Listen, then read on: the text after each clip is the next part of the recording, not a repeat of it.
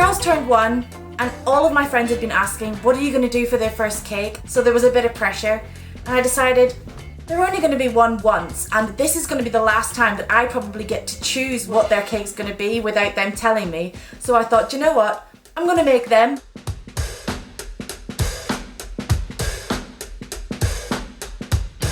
There was quite a lot of fiddling about with the faces to make them just right because this is the first time I've actually worked from life. Usually I work from pictures, so it took a little bit of getting used to, but I think I got there in the end. To be honest, I don't really think the twins understood what was going on. They were really into the bows in the hair. They wanted to take those straight off and shove them in their mouths first. Although it smelled a little bit sweeter, they probably just thought that they were dolls.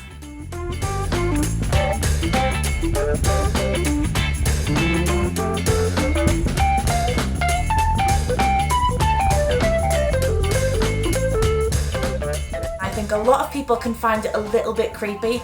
I mean, I'm on the fence myself. I've made these cakes for other people before and I've never really understood why they're freaked out because, you know, it's cake. But now that I've made them of my own kids, I literally cannot bring myself to cut them, so I totally understand why people now think it's a little bit creepy. But at the same time, it's just cake.